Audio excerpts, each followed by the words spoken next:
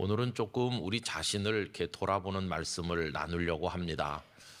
로마 천주교회는 좀 독특한 교회관을 가지고 있는데 교회를 가르치는 교회와 배우는 교회로 나누는 겁니다. 가르치는 교회란 사제들, 신부들을 말하는 것이고 배우는 교회는 일반 신자를 말하는 겁니다. 사제들이 가르치니까 배우라 그런 뜻이죠. 그래서 천주교회는 사제들을 막 아버지라고 부르면서 굉장히 이렇게 드높이는 그런 구조를 가지고 있습니다. 우리 개신교회는 그렇게 하진 않습니다만은 가르치는 교회와 배우는 교회라고 하는 표현이 사용될 수 있는 영역이 있는데 그것은 선교의 영역입니다. 선교하는 교회는 가르치는 교회고 선교지에 있는 선교를 받는 교회는 배우는 교회라고 할 수 있죠. 예수님께서 제자들을 먼저 가르치신 다음에 너희는 가서 다른 사람들을 또 가르쳐라 하셨으니까 이 제자들은 가르치는 교회의 입장에 서 있는 것이고 제자들에게서 배우는 사람들은 배우는 교회 입장에 있는 것이죠. 마태복음 28장 19절에서 20절 상반절까지 다 같이 읽어봅시다. 그러므로 너희는 가서 모든 민족을 제자로 삼아 아버지와 아들과 성령의 이름으로 세례를 베풀고 내가 너희에게 분부한 모든 것을 가르쳐 지키게 하라. 그러니까 제자들은 가르치는 교회, 또 복음을 듣는 사람들은 배우는 교회인 셈이고 그때부터 지금까지 선교하는 교회는 가르치는 교회고 선교지에 있는 교회들은 배우는 교회다. 이렇게 정리할 수 있겠습니다. 자, 그런데 이렇게 생각했을 때 우리가 좀 짚어볼 게 있습니다. 그게 뭐냐 하면은 대개 선교하는 교회, 가르치는 교회는 역사도 오래됐고 힘도 있고 또 신앙의 내용도 잘 알고 있으니까 아주 좋고 건강한 교회고 저 선교지에 있는 이제 막 배우는 교회들은 연약하고 신앙의 깊이도 부족하고 모든 것이 부족하다. 이런 전제를 가지기가 쉬운데 정말 그렇겠느냐 하는 것입니다. 선교하는 가르치는 교회는 다 하나님을 잘 믿고 선교를 받는 교회는 그렇지 못한 것일까요? 정말 주님께서도 그렇게 생각하실까 하는 게 문제입니다. 그런데 참 유감스러운 것은 지나간 몇백 년 동안의 세계 교회 역사를 가만히 훑어보면 뜻밖에도 선교하는 교회, 가르치는 교회가 아주 연약해졌고 병들고 타락한 경우를 보게 된다는 것입니다. 그래서 우리가 가지고 있는 일반적인 생각이 뒤집혀지는 현실을 보게 되는 거죠. 여러분, 이 선교하는 교회가 퇴색해가는 모습을 얘기할 때 예를 들 수 있는 것은 서방 교회들, 유럽과 아메리카 대륙에 있는 교회들이라고 얘기할 수 있습니다. 예일대학교의 유명한 교회 역사가였던 라토렉 교수께서는 19세기를 가리켜서 위대한 19세기라고 했습니다. 그 이유는 사도행전 1장 8절에 땅끝까지 이르러 내 증인이 되리라는 말씀이 문자적으로 성취된 것이 19세기이기 때문이라는 겁니다. 여러분, 그때 유럽에 또 아메리카의 많은 젊은이들이 아프리카 또 아시아 여러 나라로 쏟아져 나갔는데 그 아시아와 아프리카가 문자 그대로 땅끝과 같은 곳인데 그곳에 많은 선교사들이 나갔으니까 사도행전 1장 8절이 성취된 것이고 그러므로 19세기는 위대한 선교의 세기라고 이야기를 했던 것입니다. 그럼 여러분, 그 당시에 이렇게 많은 선교사들이 파송될 수 있었던 이유가 뭘까요? 그것은 그 서구 국가들이 굉장히 강성했기 때문입니다. 산업혁명이 일어나면서 엄청난 부를 축적한 유럽과 아메리카 대륙에 있는 그 서방 국가들은 경제적인 힘이 막강했고 나라가 부강하다 보니까 교회도 경제적으로 윤택하게 되었습니다. 힘을 가지고 있었던 거죠. 뿐만 아니라 그들 속에는 복음에 대한 뜨거운 열정도 흐르고 있었는데 이 가슴이 뜨거운 복음에 대한 열정, 이거를 장로회 신학대학교 명예교수이신 이형기 교수께서는 뜨거운 물, 난류가 흐른다 이렇게 표현하였습니다. 여러분, 그 당시 서구 교회에 흐르고 있었던 뜨거운 영적인 물은 이런 것입니다. 16세기, 17세기, 18세기를 거치면서 유럽의 여러 곳에서 소위 경건주의 운동이라는 게 일어났습니다. 하나님 말씀을 붙들고 진지하게 기도하고 회개하면서 제대로 믿어보려고 하는 운동들이 벌어지게 됐는데, 독일에서는 할레 대학을 중심으로 왕성하게 일어났고 여러 곳에 영적 영향을 주게 됐습니다. 그 영향을 받은 이들 중에는 오직 선교의 모든 걸 거는 모라비안 교도들이 있었고, 그 중심에는 진젠도르프 백작이라고 하는 걸출한 영적 지도자가 있었습니다. 이 열기는 저 영국 쪽에 있는 웨슬리 형제에게 감동을 주었는데, 이 웨슬리 목사님은 그 모라비안의 공동체인 독일의 헤르누트까지 와서 머물면서 그들에게 영적 감화를 받았고, 결국 그것이 영국에서는 감리교 운동으로 나타나게 됩니다. 오늘날 곳곳에 감리교회가 있지 않습니까? 그리고 웨슬리 형제와 함께 영적 운동을 시작했었던 조지 휘필드 목사님 같은 분은 나는 녹슬어 없어지는 쇠붙이가 아니라 닳아서 없어지는 쇠붙이가 되겠습니다라는 다짐을 가지고 복음에 충성하다가 그는 대서양을 건너서 아메리카 대륙으로 넘어가게 됩니다.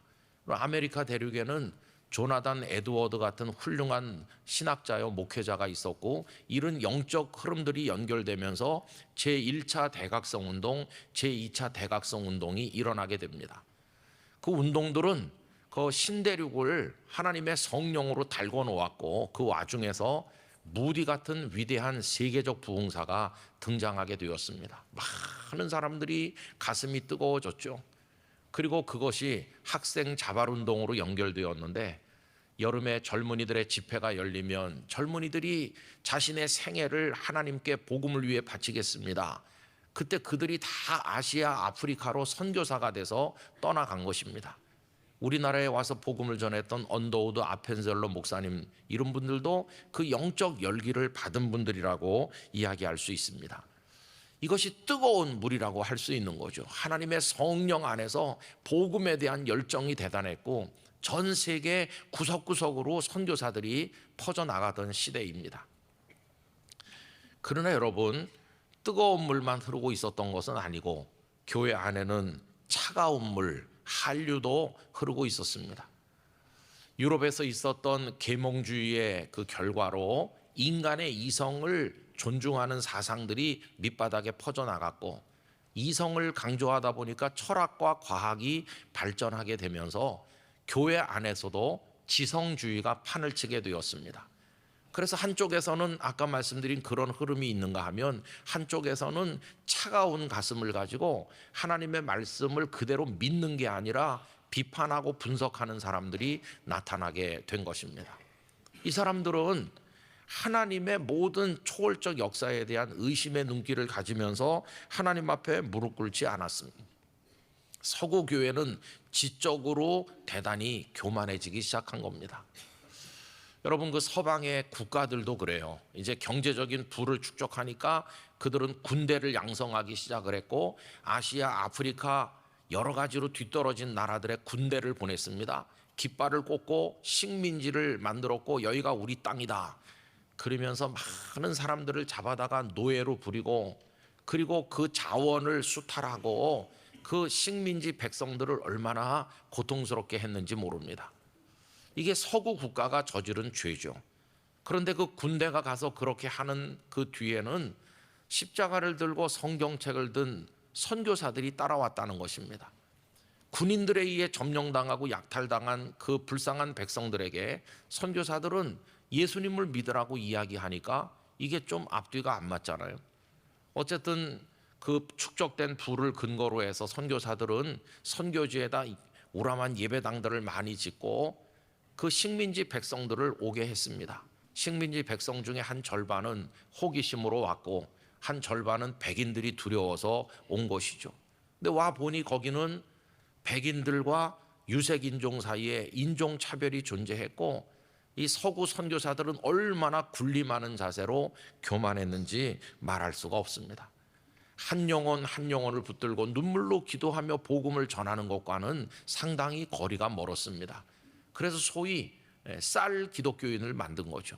자기들이 가진 재정을 가지고 나눠주면서 그거 받으려고 몰려오는 사람들에게 값싼 세례를 베풀면서 그걸 선교에 성공한 것처럼 선전할 때가 있었다는 것입니다.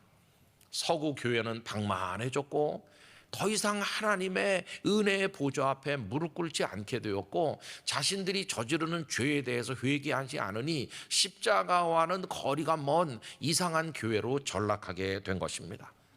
그렇게 100년, 200년, 300년 지나는 동안에 서방의 기독교회는 다 전열이 흐트러졌습니다. 영적으로 무너져 내렸습니다. 어느 정도 무너졌는가 다 아시잖아요. 여러분, 동성애자에게 목사 안수를 줘서 동성애자를 담임 목사로 청빙하는 그런 지경에까지 유럽과 미국을 비롯한 많은 교회들이 지금 이르러 있는 것입니다.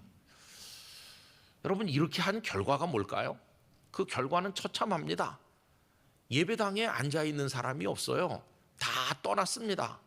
그리고는 그 텅텅 빈 우람하게 지은 그 예배당, 대리석 예배당, 얼마나 유럽에 가보면 대단한 교회당들이 많습니까?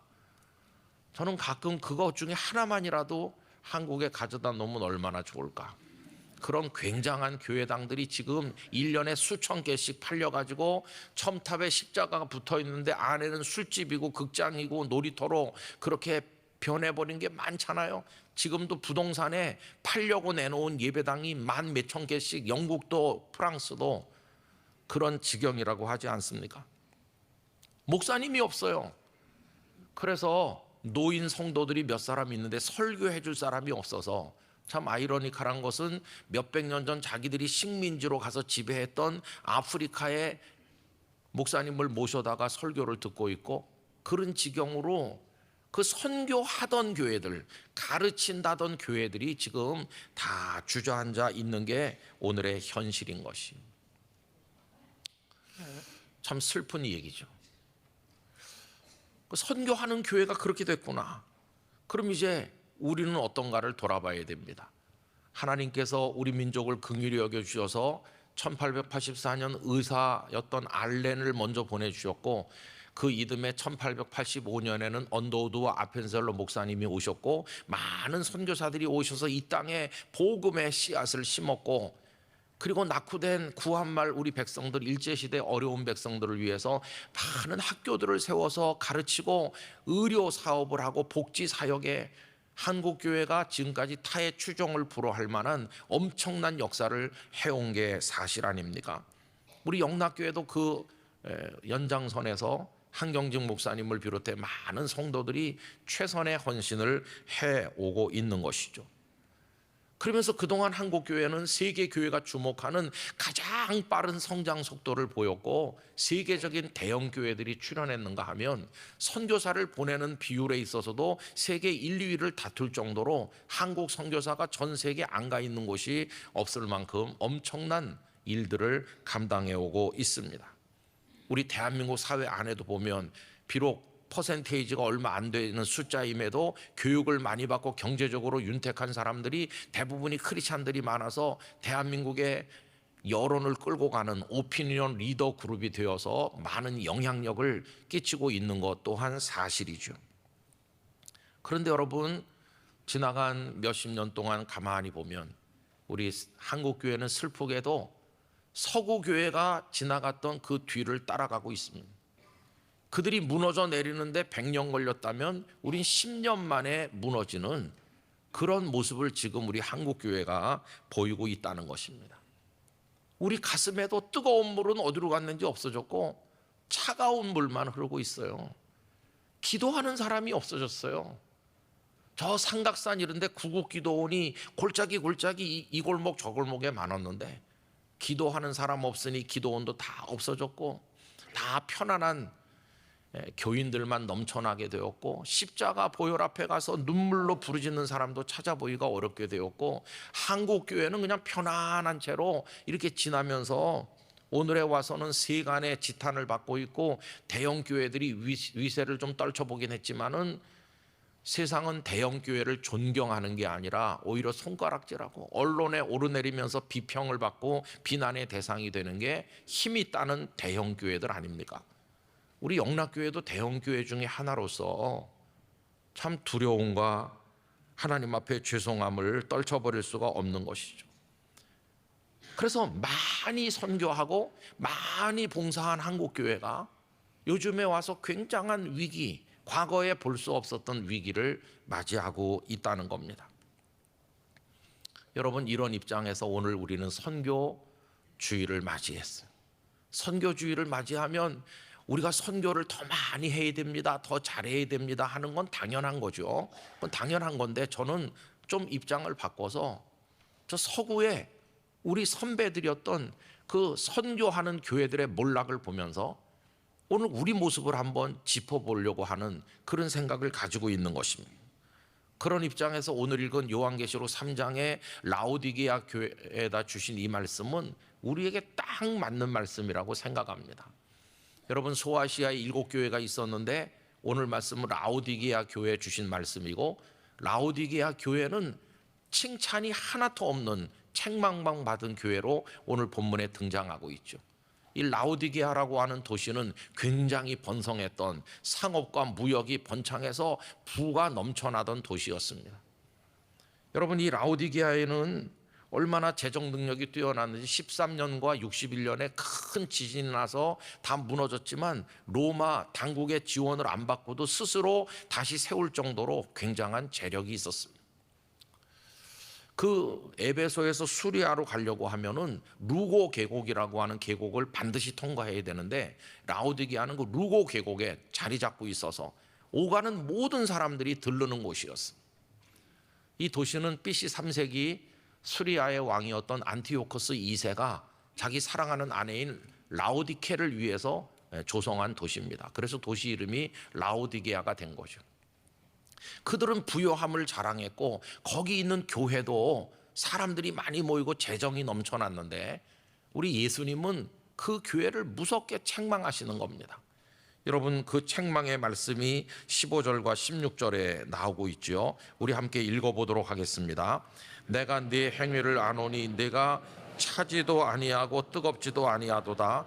네가 차든지 뜨겁든지 하기를 원하노라.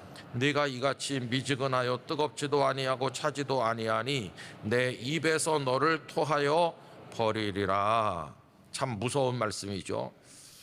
여러분, 이 라오디게아가 다 풍족했는데 하나 없는 게 있었습니다. 그게 뭐냐면 물이었어요. 수원지가 없어가지고 이 사용하는 물, 마시는 물이 이게 심각한 문제였습니다. 그래서 13km 떨어진 히에라볼리, 9km 떨어진 그 골로새 이 지역에서 수로를 만들어 가지고 그 물을 수로로 흐르게 해서 공급받았어요.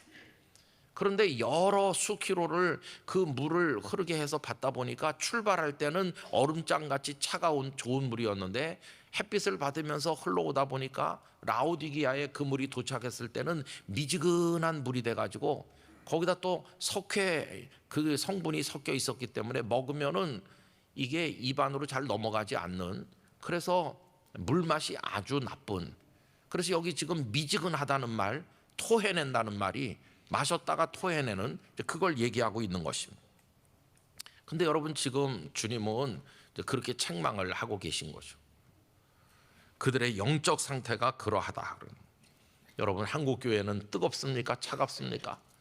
미지근하다고 생각합니다. 미지근하니 차라리 뜨겁든지 차든지 해야 되는데 토해내겠다고 말씀하시는 그 대상이 되어가고 있는 거 아닌가? 우리는 선교하는 교회라는 자부심을 가지고 있는데 주님은 우리를 이렇게 생각하시는 건 아닌가 하는 두려움이 우리 마음에 있다는 것입니다.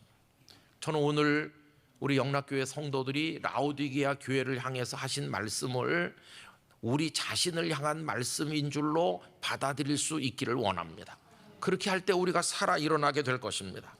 그래서 주님은 현실을 이렇게 얘기하시죠. 17절 말씀 제가 읽어드립니다. 네가 말하기를 나는 부자라 부요하여 부족한 것이 없다 하나.